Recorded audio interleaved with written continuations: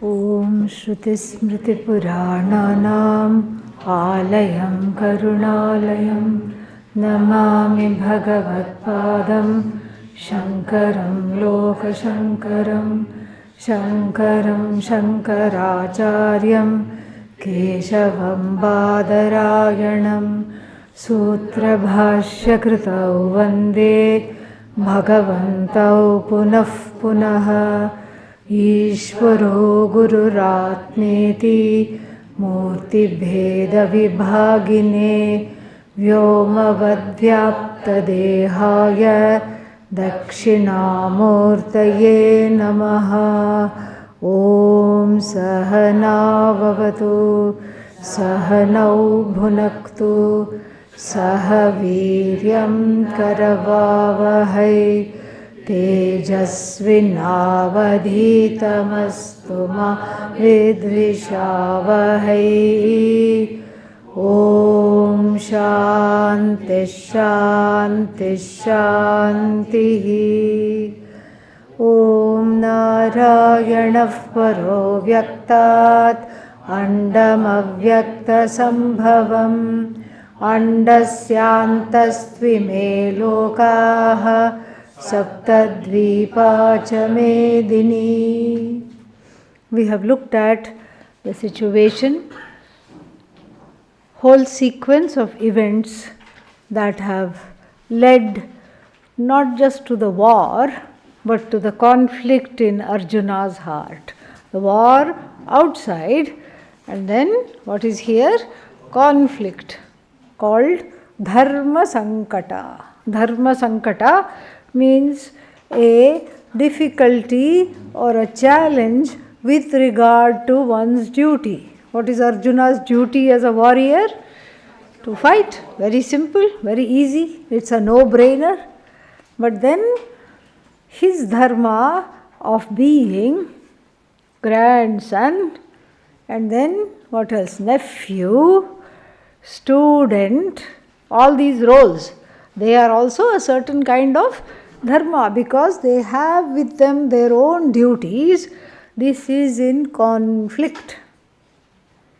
Why is it in conflict? It is in conflict in his heart because of the inability to look at everything objectively. And we already saw that they are all in a very dysfunctional relationship because even though they are being bashed up, like you see comics, Tom and Jerry. And Tom is a cat, okay? And what is Jerry? Mouse.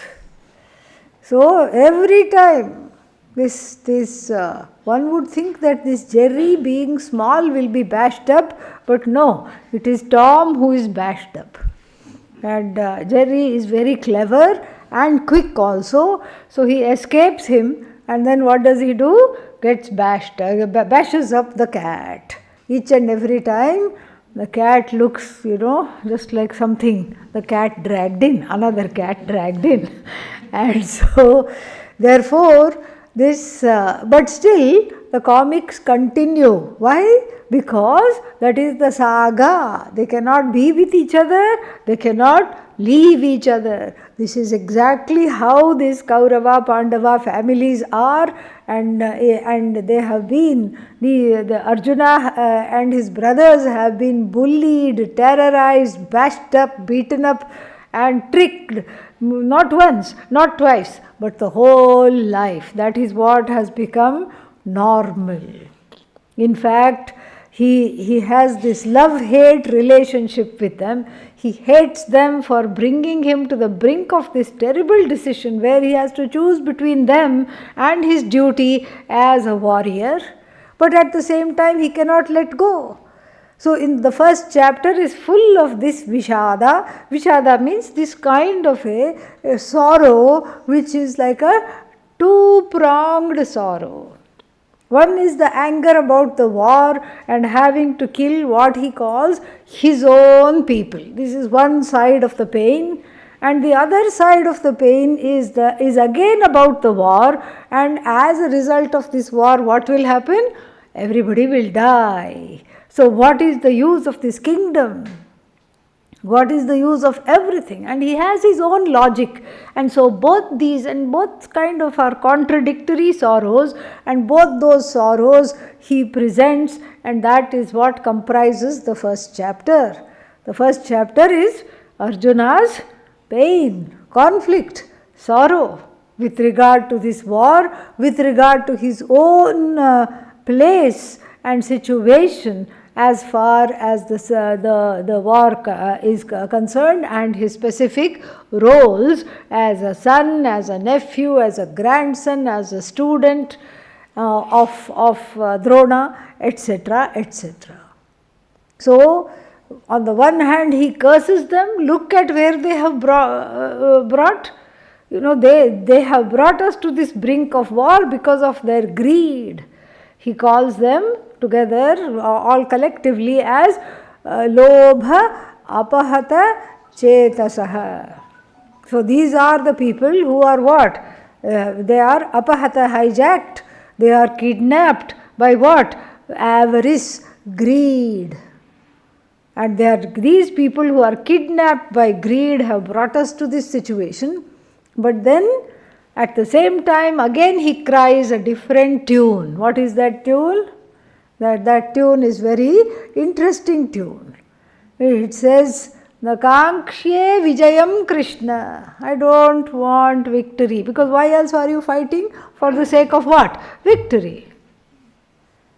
And then what is the victory for? For the reclaiming the kingdom. Nakangshye Vijayam Krishna na Rajyam. So the kingdom, because of the victory, I don't want. So why do you want the kingdom? What is the kingdom? For whose sake is the kingdom? For the sake of happiness is the kingdom. So then he says, Narajyam. And then Rajya gives bhoga. Bhoga means various powers and various riches and various things you can just order. You feel like eating a pizza, you don't have to think about it. This is ashram, who will make pizza for me? No. And you don't have to say, I'm a little short of funds, how to get Swiggy to deliver the pizza, so now I have to think. No, if you are a king, what do? You just say pizza and it comes. So this is all bhoga, all heaven, royal, wonderful, as good as heaven, royal comforts you can have. And then this is Narajyam, and the Rajya gives what? Bhoga. And the bhoga is for the sake of what? Sukha. Narajyam bhoga sukhanicha. Kinno rajyena govinda. Kim bhogaihi. Kim jivitena va. He is getting very delusional to the point of suicidal ideation. This is what the psychologists will say. He is getting suicidal. What's the point of life? He is so badly off, emotionally so disturbed, that he doesn't see, he doesn't want all these things. And this is a kind of vairagya called Shmashana Vairagya, funeral ground Vairagya. And what is this Vairagya? It's like for ersatz, means false Vairagya. And why is this a false Vairagya? This is the kind of Vairagya that is brought about, a dispassion that is brought about by, what is that, people who are Nashtarajya. Nashtarajya means the kingdom has been taken away. Dirgharogi. Dirgharogi means what? Somebody who is suffering a chronic condition. The thing, no matter what you do, it will not go. They have gone. We have gone to all the pathis, allopathy, homeopathy, naturopathy, psychopathy, everything. Everything has been tried. All the pathis have been exhausted. And then Tirupati, okay, all the pathis have been tried and all the pathis have been exhausted, and then there is, and everybody can only have sympathy for them. and they also can have only sympathy for themselves. No, everything has been exhausted, and that person will say, I think I need to go to the ashram. Except that most ashrams will have a condition. You should be able to contribute something. This is not a sick place where the sick are tended or attended to. So like this whole demeanor is this kind of a vairagya, because nothing is working, therefore I don't want it. It is also called in English, the grapes must be sour, vairagya. The fox jumps, nice grapes are there on the vine, and the farmer knows, just keep it out of reach of the fox. Fox jumps, oh, next time I'll get it, didn't get it, the grapes must be sour. So therefore this Vijaya is sour, Bhoga is sour, Sukha, overrated, overestimated, I don't need this. And what's the point of life? What? You're questioning the point of life? You, Arjuna, who is a great warrior, you're questioning the point of life? What's wrong with you? Why are you doing this? Then he explains his twisted logic. And what is that? Yesham arthe kankshitam naha. So, for which reason the rajyam, bhoga, sukhani cha, all these things we had wanted. For whose sake? For our sake. And then, so he says that these people for whose sake we had wanted to enjoy together. I mean, imagine enjoying something with Duryodhana. Yeah, I mean the very thought of it is because you're worried, is he poisoning you? When you're not looking, he'll exchange the drinks and he will put something from the ring, like they show in ancient films and all. In the ring will be some cyanide or something he'll put. You're always worried. You can't enjoy anything with a sociopath. Yeah, this is what Duryodhana is. He's a sociopath. And so you can't enjoy anything with him at all, and so therefore, but still Arjuna has hopes. He has hopes of this one big happy family of 106 cousins. Yeah, 101 of them and 5 of him. 5 on his side. One big happy family. And then he says, all these people, te ime avasthitaha yuddhe, these people are standing, these people for whose sake we wanted the kingdom. Actually that was not true. He is not thinking clearly. From whose hands we wanted the kingdom, he should have said. No, for whose sake we wanted the kingdom, the sukha, the rajya, the bhoga, the aishwarya, all this we wanted for whose sake, te ime avasthitaha yuddhe, they are standing here. Pranans tyaktva dhanani cha, having expended their money, their funds, because all the funds, war is expensive. War doesn't come cheap. You have to pay the soldiers, you have to cut your losses, there is a lot, and all these cannonballs and mantra powered missiles, all these things don't come for free. Yeah, you have to keep the powder dry, and the mantra powered missiles are very costly. These smart bombs that we have now are nothing. Mantra powered missile means it will only go hit that one person, no other collateral damage. Amazing it was. And so, all this, for whose sake we wanted to enjoy, they are standing here as fodder in this battlefield.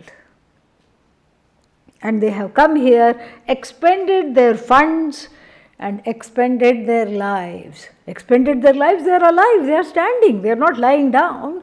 But you see, this is why we have to be very, very careful how we speak. Thoughts have power. Amazing amount of power, and we underestimate what thoughts can do. In fact, in in South India, in rural India, South India, the children are taught not to say difficult things, because they are taught there are small little devatas, invisible ones, who are only one word devatas. What do they say? Tathastu, tathastu, so be it, so be it. And then therefore you are not allowed to think, I am an idiot, tathastu. No. So this is how the children also are taught about how to focus their thoughts in the present on pleasant situations and things rather than the unpleasant. To not follow the unpleasant. But here Arjuna is basically making a prophecy that if we read the Mahabharata, we know comes true. Everybody dies.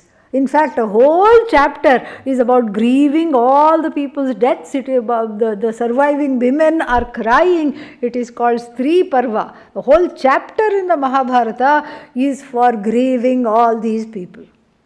It's amazing. Only one fellow is alive. Who is that? Parikshit. Parikshit is alive, and then the grandson, and then after that he also does some foolish things, and he kills a snake or something like that and puts it as a garland on the neck of a meditating sadhu.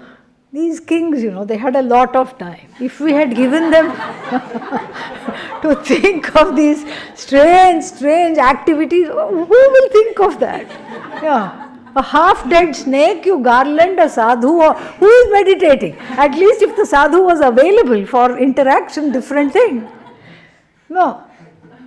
Then this is, I tell you, half these epics and stories would not have been there at all had all the people had a mobile phone, the kings of the year. They would be happily just browsing the web, and then they would, these stories would not be there.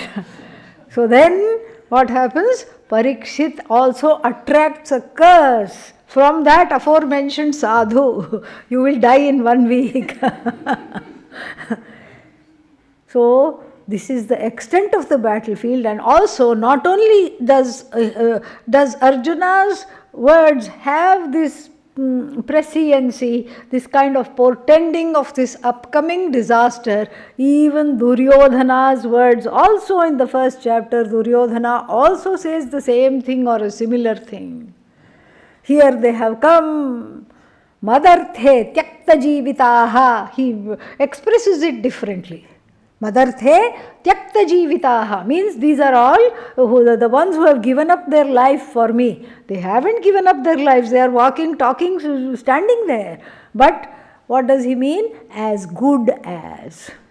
So then these kinds of thoughts which have made it to print, which have become a social fact in a way, portend the disaster that is to come. So here he says that he doesn't say Madarthe tyakta jivitaha, he says these people pranans tyaktva dhanani ja, they have expended all their resources, they have also given up their life for the sake of this battle. This is a typical case of what is called Stockholm syndrome, really. In I don't know which exactly, some 60 years back or 70 years back, I don't know which date exactly, the Bank of Stockholm was looted by robbers who took the workers of the bank. 5-6 workers were there who were unable to escape. They took them, the robbers took them as hostages. And the standoff continued because outside the police couldn't do anything because they had all the people there as fodder right in front of them.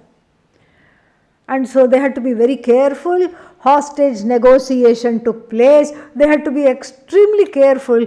And then finally the robbers were overpowered and the hostages released. One would think after such a long standoff and then being there in the peril of their lives, the released hostages would run away. Strangely enough, they did not run away. What were they doing? They were standing there and telling the police people, I think the handcuffs on this fellow are too hard, too tight, loosen them a little bit. What? What's wrong with you? Go home. You are free. Yeah, but don't catch him. What will happen to him? Another one is saying, what will happen to him? Don't catch him. All their sympathy is for the robbers. Why? Because of the survival instinct.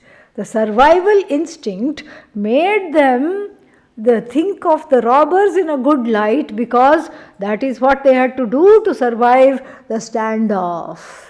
So they were all on the side of the robbers and making excuses for the robbers. Yes, he bashed me up. Yes, he kidnapped me, but he gave me water one time. So this kind of a phenomenon they saw was also there with traumatized people, especially those who had early childhood trauma, where they took the side of the people who were inflicting the trauma. And so here we see the same Stockholm syndrome kind of a situation in Arjuna as well. Very sad, very strange, but here we are. He's making excuses for them. On the one hand, he's scolding them. On the other hand, he's making excuses for them. And then what happens?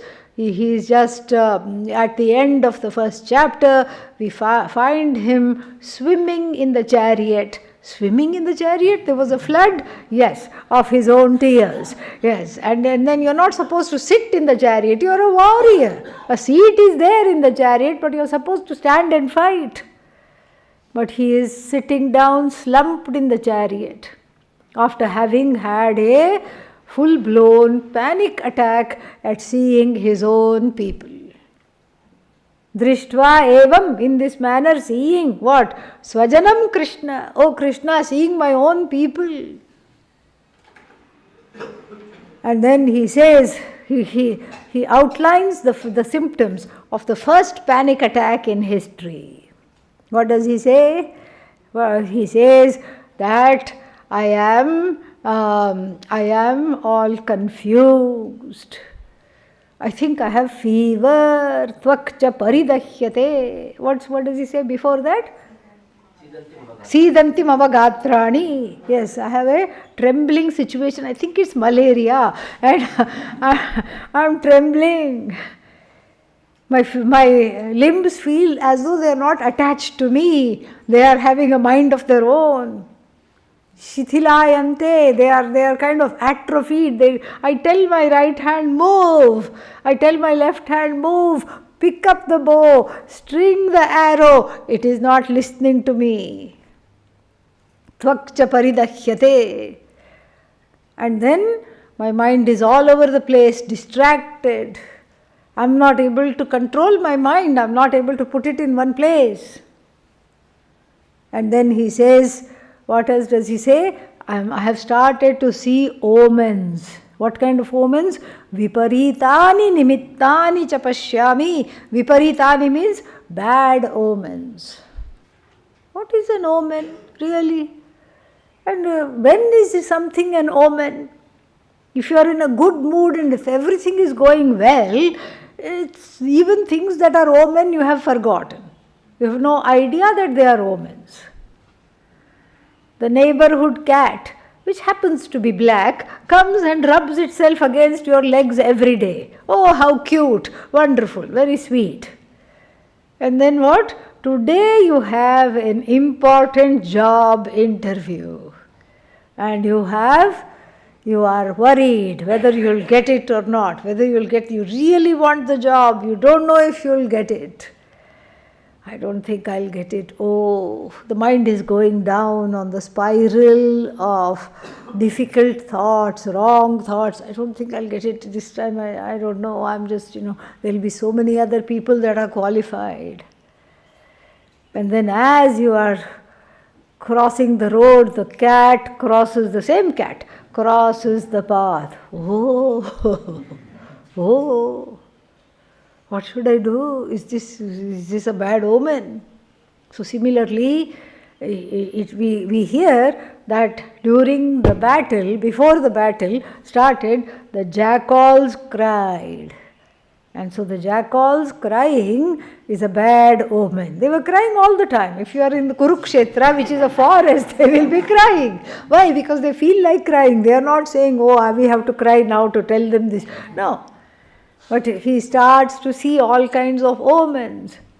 The jackals also cried. This is just a little Mahabharata side note, okay? The same jackals, or maybe their relatives, we don't know. We can't say it's the same ones, but the same species of jackals also cried during Draupadi's disrobing attempt. They also cried at that time.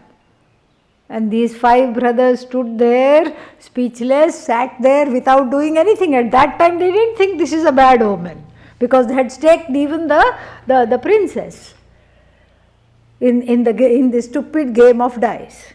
So this is to show how selectively these omens, the so-called omens, are interpreted. So then he says, then he is very upset, and we find him at the end of the first chapter having exhausted all his opportunities, all his talk, and swimming in a chariot full of tears. See, such a person we may think is ready for Vedanta, but no. Why? Because they are completely shoka samvigna manasaha. This is how it is described in the last verse, his condition. So he is completely engulfed, inundated by sorrow, whose mind is inundated by sorrow. That person, such a mind, is not available for the truth of the self as free of all affliction. Not available, not possible. Something else has to intervene. There must be a intermediary situation. And what is that? Shock therapy. Yeah.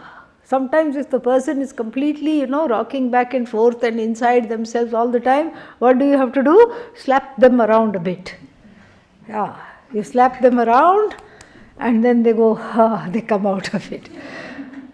And Lord Krishna also gives a few slaps, verbal slap.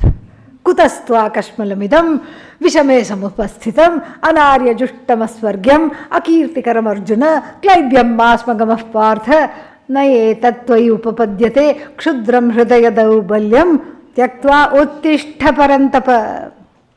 He scolds him. And in fact, if you chant this very, very, not even chant, if you read this very, very fast, you don't even need a translation, because it's it's almost onomatopoeic. It is exactly, all the sounds are there, and the sounds are designed, the sound effect of these scoldings are designed to bring Arjuna back from the doldrums. He scolds him, he makes fun of him. And he says, what is wrong with you? You are full of all kinds of kashmala. Kashmala means this kind of a conflict and fear and sorrow. Where did this come from? This is not the Arjuna I know. And then, in the battlefield, men have, or any kind of a battle, men have their own way of fighting. Women have their own way of fighting. And sadly, Arjuna, you are neither here nor there. Looks like that Ajnatavasa, where you had to pretend to be an emasculated person teaching the Antahpura residents, the residents of what? The princesses and the queens and the royal women. You have still performing that role. You are stuck in that role. You are behaving like a eunuch, neither manly nor womanly. You are somewhere in between. I don't know where you are. This does not befit you. Get up. Uttishta. And then he reminds him, Parantapa. Paran Shatrun Tapayati. This is your reputation. Para means Shatrus. The Shatru means Para. Oh, that didn't help. Okay. Enemy. Shatru means enemies. You who set the enemies on fire, that is your epithet, that is one of your names. And what are you doing? Sitting and glub, glub, glub, drowning in your own sorrow. I'm not going to allow for this. Get up. And then even though this word uttishta keeps coming in the second chapter and elsewhere, and uttishta, and then what else we will hear? Yuddhaya yujyasva. Get ready to get connected to this battle which you have to fight. Tasmad yudhyasva. Start fighting. Even though these commands are given, especially in the second chapter and then also throughout the Bhagavad Gita is not a karma shastra. It has nothing to do with making you get up and go for some action. What is it? Moksha shastra. It is totally, completely committed to talking about the non-reality of sorrow and fear, and removing the notions of sorrow and fear in the heart, in the head, and thereby releasing the person who is wedded to these notions of fear and sorrow from this samsara, some sorrow or the other. And this is the commitment of the Bhagavad Gita. It's not a karma shastra, it's a moksha shastra. It's not a treatise that is luring you or goading you into action. It is a treatise that is telling you of the vista of knowledge which has nothing to do with action, which has to do with your redemption from the feeling that you are stuck as a doer and therefore you are subject to guilt. You are stuck as a victim of other people's doings and therefore you are subject to hurt. This must be clear from the beginning. So after slapping him around verbally for the first 3-4 verses, then Arjuna is at least ready for transaction. Then he says, okay, even Krishna is scolding me. Now I have to do something. He says, but I don't want to fight this war. I can't leave because I will be court-martialed. Naturally, if you have signed up for the war, even today, it is a aparadha, it is a fallacy to leave. If you are a soldier or if you are in the army, it would be considered dishonorable discharge if you leave. You can't flee from the battle. Okay, at least if you are a foot soldier, somewhere in the back of the ranks you can look and then shimmy away. But here he is in the center. He is the star of the war.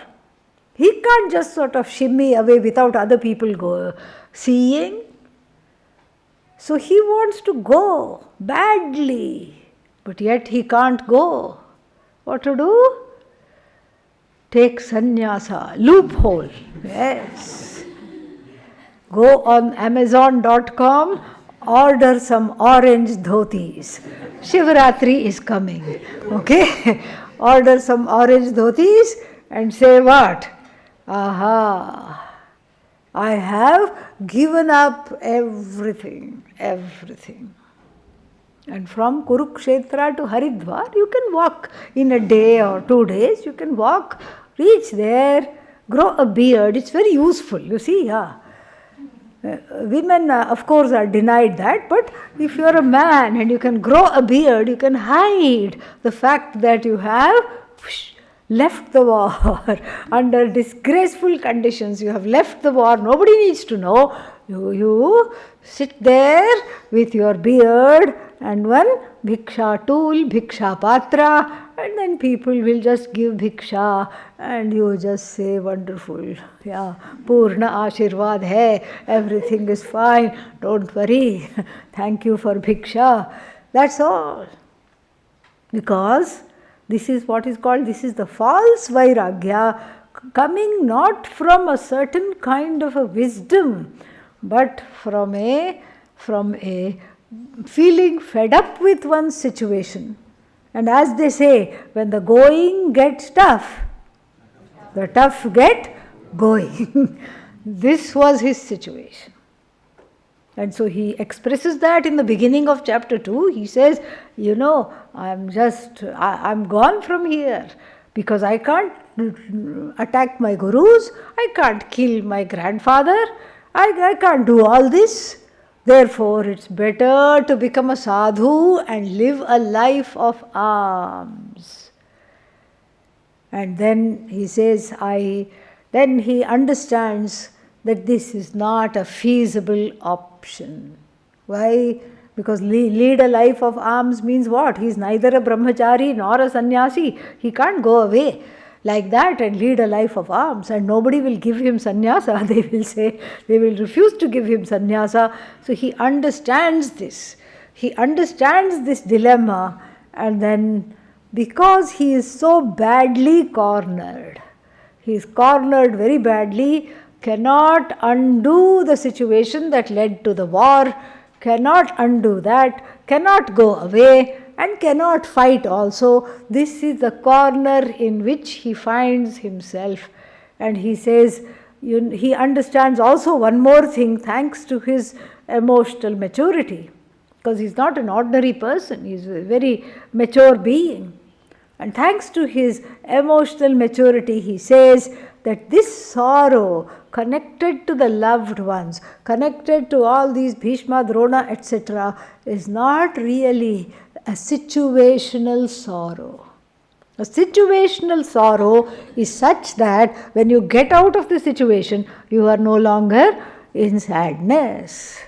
When you come to that situation, you are in sadness. And even though the battlefield has every ingredient in it to make it appear like a situational sorrow, and Arjuna also entertained that idea in the beginning of the second chapter, in the first few verses when he starts to talk. He also thought, if I remove myself, become a sannyasi, have nothing to do with the war from henceforward, I will be okay. He is honest with himself. And he understands that this is not a situational sorrow. The situational sorrow is an objective situation, but then what is his sorrow? His sorrow is a very deep sorrow centered on the I. Nahi prapashyami, I don't see. How? Apanudyat, how to remove this sorrow? And what kind of a sorrow it is? It is a deep sorrow that is consuming all my sense organs, drying out everything. I just feel like a dried leaf in the face of this sorrow. It's draining me completely, draining me of even my senses. I have lost my senses. And then he says, even the gain of the kingdom. What kind of a kingdom? An unrivaled kingdom is not going to make me happy. This means what? It's not a situational sorrow. Situational sorrow means the situational solution should make me happy, but here it's not making me happy. Even the thought of the kingdom, as I already told you, Krishna, is not making me happy. And then he says, I am caught. And therefore what? I need to be taught. Final conclusion, and a very auspicious conclusion at that. Final conclusion and an auspicious conclusion, because he could say, I am out of here.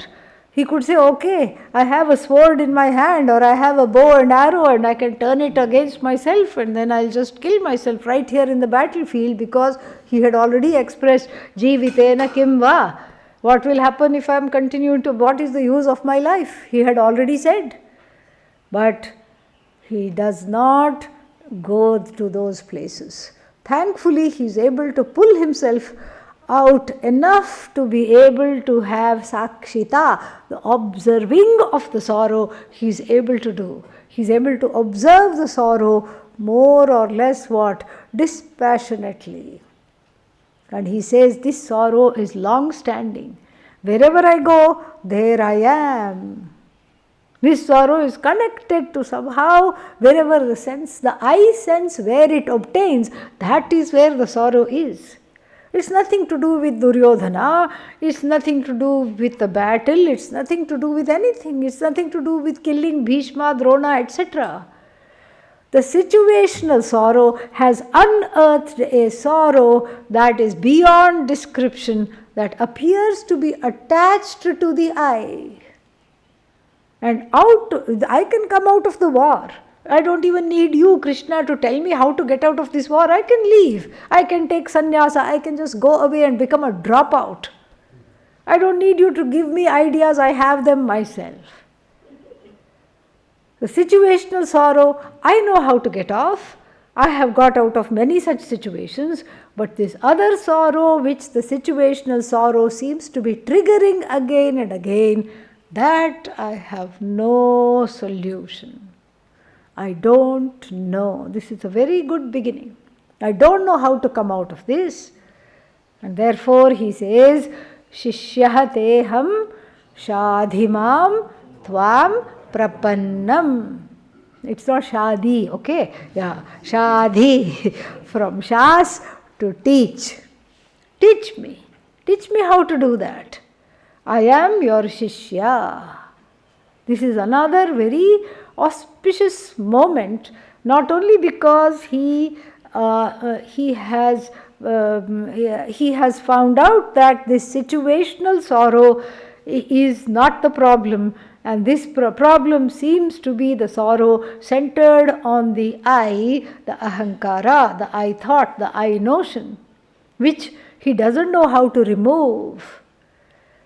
That is one of the reasons this is an auspicious moment, but it's also an auspicious moment where he surrenders to Lord Krishna, saying, I am your student. This is an important teaching here, and what in every tradition, what happens? Does the student go to the teacher, or does the teacher come to the student? Student goes to the teacher. But yet there is a spiritual romanticism in everyone. I want the teacher to choose me. This will happen in a high school dance, okay? Yeah. This is not a prom. This is not a spiritual prom. High school dance, okay, I want this young woman or young man to choose me. Okay, fine. But I want the guru to choose me, meaning what? Whoever says, please come and learn from me, you have to run away from them as fast as possible. Yeah. Because the one who is a guru is not going to be on the lookout. Where can I harvest a few students? How can I get a few followers? Maybe this one, maybe that one. No. That is not what is the meaning of the word guru. Pujya Swamiji would always say that if anybody comes saying, learn from me, I'll teach you, and then just run away from there. Or back off slowly, while maintaining eye contact. So, this is what you have to do, because the guru has no desire to teach or no desire not to teach. The guru simply is a wellspring of knowledge, and the guru, there is no such thing called Jagat Guru, even though the Shankaracharyas are called Jagat Guru, Jagat Guravaha, but still that is out of our respect we say that, because of the 4 mathas that Adi Shankara established, etc. There is no such thing as a universal guru. You become a guru when somebody says, please teach me, to that person you become a teacher. You are not a kind of a universal guru. There is no such thing. So therefore he says, he doesn't even wait for this feeling rejection. See, this feeling of rejection is the reason why people don't know how to do Guru Upasadanam. That's why the Mundakopanishad teaches us this. The Bhagavad Gita teaches us this. Upasadanam means approaching the teacher. We don't know how to do that. Why? Because there is a fear of rejection. What if I say, I am your Shishya, and the teacher says, No, you are not. I'm not going to teach you. Because the teacher is free. Teacher can say yes, or the teacher can say no. That no one should be able to take. Generally they will not say no, but if supposing they said no for whatever reason, that one should be able to take. But anyhow, he takes a big risk here, because Lord Krishna could have had many options in his hand. He could say, what? Shut up and fight. We are in the battlefield. And here you are going on your knees and saying, Shishyasteham. What did you do for those 12 years when I was there? What did you do in the forest? So many gurus you met. You could have said, Shishyasteham shadhimam prapannam. Tvam prapannam. You should have said that then. And before the war also I was there. Did you look at me as a teacher? No. Shut up. Get up. Fight. He could have said. Or he could have been kinder and said, okay, I'll teach you, but you know what? First, let us get over this war, all right? And then we can talk about this. That also he could have said. But this is the compassion of Lord Krishna. The compassion of the teacher of Vedanta really knows no bounds. And the teaching, the true teaching, happens only because there is this overflowing compassion. Pujya Swamiji used to say very beautifully, he would say, I have mastered my mind, I have mastered my senses, I have mastered the anger, I have mastered everything. There's only one thing I cannot control. What is that? Compassion. It would just flow, flow, flow. He would just, whatever was there next to him, he would just give it. So somebody would come give so many envelopes, so much money. And the ashram authorities are thinking, 1 month taken care of here. But in one day it would be distributed. Not even in one day, in 1 minute somebody else would come. Oh, my child doesn't have fees, or my child needs an operation. Heart valve is, some problem is there. All this I have seen with my own eyes. Heart valve problem is there, Swamiji, he is dying. He is only 6 years old. My child, please save my child. Okay, take. Everything used to go. And then the staff of the ashram would say, Swamiji, how are we going to do this? How are we going to run the place? Don't worry, it came once, it will come again. And he would have always spent the money before it came, but somehow it would come. At the last minute, when everything was due and everybody was on the verge of a heart attack and they were checking their pulse, like this, then it would come. This was his trust. This is what a teacher is like. That overflowing compassion alone makes Lord Krishna teach here. Where? Right here and on the spot, in the middle of this battlefield, because Krishna has a sense of humor, he says, this is actually a very good setting for Vedanta. Because let's face it, every day is a battlefield, every minute is a battlefield. And if nobody else is there, if the Jagat is free of all names and forms and only I am there, inside is a raging battlefield between Raga and Dvesha, between Dharma and Adharma. All kinds of battles are being fought. Why not right here, right now? So then the teaching begins with a smile on Lord Krishna's lips. Prahasanna iva. What is this smile playing on the Lord's lips? It's the same smile that is there on Lord Dakshinamurti's face also. Ishadhasaha. Ishad means little, small. Small smile. It's not ha ha ha. No. Small smile. Tiny smile playing on the lips of the Lord starts this teaching. And same Lord Dakshinamurti, same smile on that Lord's face also. Why do all these teachers, why are they smiling? Very interesting. Because this is a serious teaching, correct? Yes, you have to be like that. Upanishad, Vedanta, Tattvamasi. Yes. Sa Atma, Tattvamasi, Shvetaketo. Yes, it's a serious matter. This is not a laughing matter. What is there to laugh about? What is there to smile about? This is a serious transmission and it should be taken seriously. Well, not really. Why? Because the sorrow, if the teacher also takes your sorrow seriously, then what? Everybody will be crying. Teacher will be crying, student will be crying, and everybody will be crying. And seeing that student and teacher cry, other people will also be crying. This is called, going native, meaning identifying with the person's sorrow.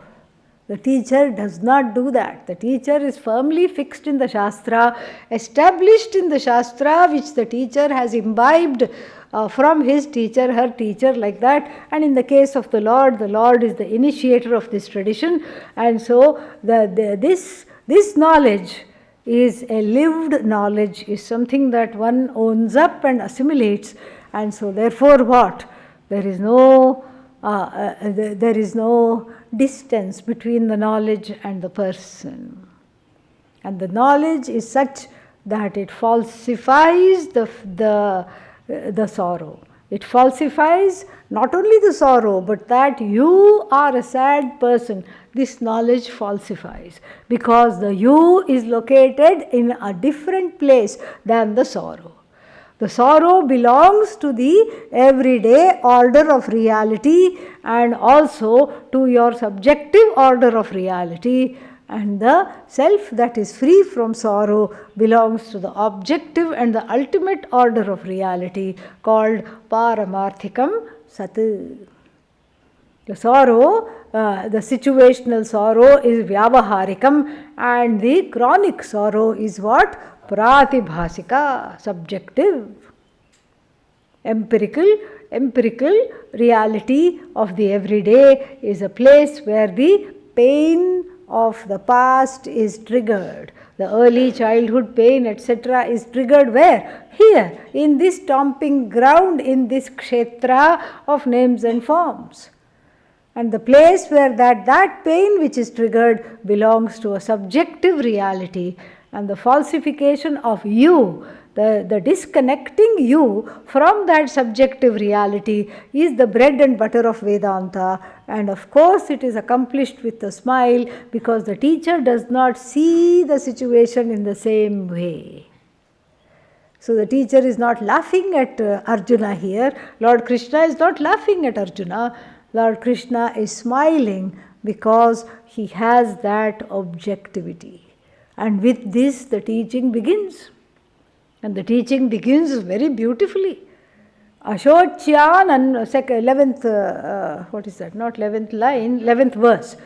Ashocyan anvashochastvam prajnavadamscha bhashase gatasuna gatasumscha na anushocanti panditaha. The wise do not grieve over that which comes and goes. Why? Because they know if something is coming and going, you don't grieve. And so, what is it that comes and goes? Everything in this universe, including the universe itself, comes and goes. Everything in the universe comes and goes, and the universe itself what? Comes and goes. What about me? What is this you? That we have to ask first, what is this you? No, you know me. This body is also part of the Jagat. This body also comes and goes. What is the only thing that doesn't come and go? The one who says, all this comes and goes. There is actually, all these romantic poets were kind of Vedantins. Yeah, there is one, William Butler Yeats. He wrote a very short poem, but it's very interesting. So there are some old men sitting near the river in this poem. I heard the old men say, everything withers and then it is gone away by the waters. Like that, only 2 lines this poem is. And then I heard the old men say, old also means wise here. So they say everything is gone, so the ephemeral nature of this Jagat is there. But then if you have studied Vedanta, you can appreciate this poetry even more. And in fact, you can have a Vedantic lens on this poetry and say, wait a minute, what is it that's remaining to say that everything goes? Who is that? I. So that I is the observer of everything going. And the Panditas know this. And Arjuna, you sound like a Pandita because you gave this whole lecture to me in chapter 1. Oh, all the children will be orphaned and the women widowed, and what's going to happen to this kingdom? Why should we have this war? We should do this. You gave me a whole pacifist spiel. And Arjuna, you talk like a Pandit without being a Pandit. Without being wise, you are talking like a wise person, but really speaking, the Pandits, the ones who are truly wise, do not grieve everything that comes and goes. And then follows a two-pronged teaching. The first portion of the teaching is a vision of no division, where Arjuna's misconception of each and every prince, each and every king, each and every elder in the battlefield is separate from him, that is dispensed with first. By saying that the bodies that are there are variable, and what is invariable is the Atman. The Atma is invariable, the real I that is extricated from the sad I, etc., and from all the ones that is attaching to all the fear and the sorrow. The I that is there was never born, was never gone, is never gone, is not subject to destruction, is not subject to destruction by the four elements, cannot be drowned by water, dehydrated by the wind, and then cut up by the earth and things that come out of the earth like sword, metal connected to the earth element, and then cannot be burnt by fire. What is the fifth element? Space. Can space destroy? No. That's why space is not talked about here. Four elements. And also interestingly, in another Vedantic text called the Advaita Makaranda, the author there, Lakshmidhara Kavihi, what does he do? He makes a very nice contrast. He says that the space is apart from the four elements. It cannot be destroyed by the four elements. Can space be dehydrated? No. Can space be cut up? No. Can space be burnt? No. Space cannot have air damage. Space cannot be drowned. Space is free of air damage, water damage, and sword damage, etc.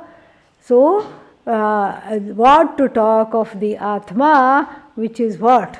The creator of space. Tasmad va etasmad atmanah akashah sambhutah. And so, what to talk of the I, from which this space has come?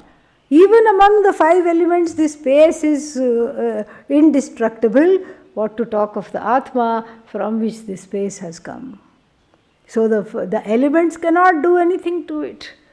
And then, it is just the same I in different bodies. And there was never a time where all these kings were not. Now you are seeing them with crowns on their head and their battle time glory and all their medals and what is that called? That kavacha, what is that called? Armor. They have armor on, they are, moving in certain ways and all these things, they have all their war finery on. And the last time around, perhaps they were in the body of a dog, perhaps they were in the body of a cat, perhaps they were in the body of a lion, a tiger, or a tree. We don't know that. But they were there. And after this battle, when you tour the battlefield, you will see dismembered heads and hands and arms and legs strewn about. But they will still be there. They will still be there, because as Atma, even if you take, let's say you don't see Atma, even as a Jiva, the Jiva also doesn't get destroyed. Why? The truth of the Jiva is what? Atma. Atma doesn't get destroyed. The truth of the Jiva is Atma. The Jiva, the individual, also does not get destroyed, goes on to take other bodies. So before these kings came into being, the grandfather, these are all capes, costumes worn by the Atma, and then that cannot be destroyed, absolutely not. And then what? So they were there before in a different form, different costume, and then now they are in this costume, all these kings and the people who you call mine. All these people who you call mine, before they were what? Who knows what they were? Here now you are saying they are my people, and in the past maybe you were all just a pack of wolves running around somewhere with no sense of me or mine, in the same way as you are having now. And then after this battle also, they will not cease to be, they will not come to an end. Why? Because this Jiva is blessed by the conscious principle, this awareness, which is consciousness. So therefore, that is what takes on, according to one's karma, various bodies. So this I cannot be destroyed. This is the first teaching in this vision of non-duality in the second chapter, that we keep wearing costumes. And we give up those costumes also, like an old t-shirt full of holes, holy t-shirt. What happens to that? You take it off, use it as a rag to wipe the floor or to wipe some dust, the tables and chairs. And then what? You don a new shirt. Do you cry each time you do that? No, actually you are happy that you are able to buy a new thing, finally. You don't cry. You are happily letting that go. Similarly, this Jiva goes from body to body to body, as it were, migrates, and then that is, so therefore there is no need to cry. There is no need to get deluded. Why? Because you are dhira. Dhiraha tatra na muhyati. Then a little bit of how to get there, because this Arjuna is not there at all. And then how to become a dhira is also given here. That one becomes strong by watching all the things that come and go and not participating in them. Like even as the embodied one right now, one will have cold. In the morning it is cold. Afternoon it is pleasant. Night again it is cold. And in the few months, then it will be what? Hot, hot, hot, hot, hot. And then again it will be raining, cold. In fact, in India we have hot, hotter, hottest, 3 seasons. Okay? And then if you go to northern climates, then it will always some ice storm, snowstorm, some kind of a thing will be there. Cold wave, Arctic wave, all that. So then what will happen to our conversations if we were totally obsessed about the weather? Oh, it's so cold, so cold, so cold, so cold, so cold. Next minute, so hot, so hot, so hot, so hot, so hot. So cold, so hot, so cold, so hot. This is the samsari. So cold, so hot. And what is the jnani? So what? Yeah. So cold, so what? So hot, so what? This is what we have to be. This is where we have to come. So from so cold, we say what? So what? I'm okay. If you're cold, doesn't mean you have to, stand there with one small, one small cotton thing on. No. Wear sweater, no problem. Wear sweater, wear gloves, wear panchakosha. Okay? Yeah. Have panchakosha, no problem. Yeah, 5 layers have, no problem. But whatever you can ward off, you can ward off. But the things that cannot be warded off, what do you have to do? You have to endure. Because this hot cold will continue. Up down will continue. One day goes well, another day not so well. Endure. What you cannot cure must be what? Endured. This is not some kind of a passive teaching. It's not a teaching about passivity. It is actually an intelligent teaching here to know that I'm not going to waste my calories on trying to make something happen that cannot happen. This cannot happen right now. Right now it cannot be hot because the season itself is cold. This, when you understand, you become a dhira. And you don't get easily deluded by the things that cannot be changed. Hint, hint, this war-like situation right now also cannot be what? Changed. What do you have to do?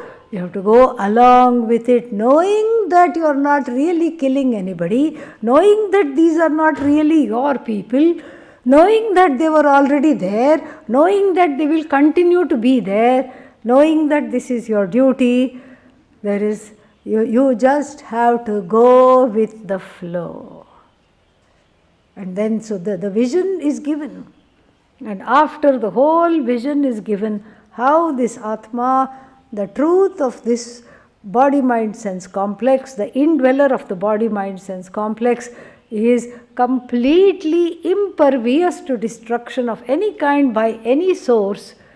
Once this is understood, then that means one is free to do whatever one wants with the help of this knowledge, because everything that one is engaging in is finite, and the infinite and the finite can never have any kind of an engagement.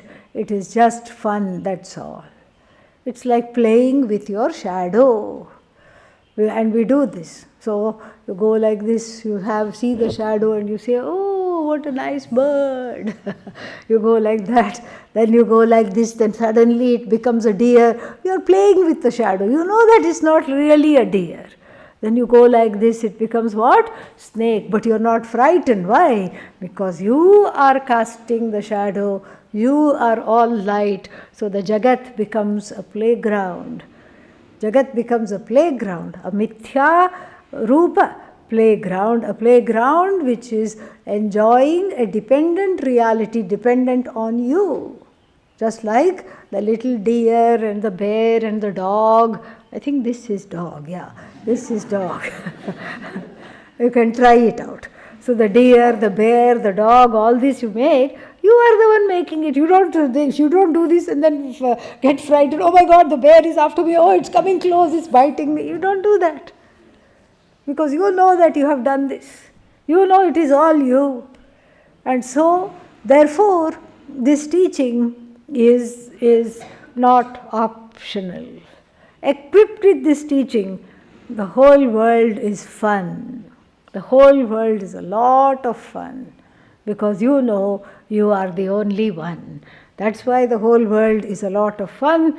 It's as though you have multiplied and as though you have conjured up this whole universe. Just like that. And so this is what is taught in the second chapter. And then there is a very important segment also in the second chapter, a lifestyle that is conducive to gain this knowledge. How should I lead my life in order to qualify for this knowledge, in order to be an adhikari? And we saw that mumukshu, we saw this word today, in order to be a true seeker of freedom, in order to have this qualification, and in order to not have the trishna, the longing, to become vitrishnaha, freed of longing, as we saw in the Bhashya today. How to do that? Some more teaching having to do with one's day-to-day life is given. We will see that tomorrow, and then after that we can graduate to chapter 4. ॐ पूर्णमदः पूर्णमिदं पूर्णात् पूर्णमुदच्यते पूर्णस्य पूर्णमादाय मेवावशिष्यते शान्तिः शान्तिः शान्तिः हरिः ॐ श्रीगुरुभ्यो नमः हरिः ॐ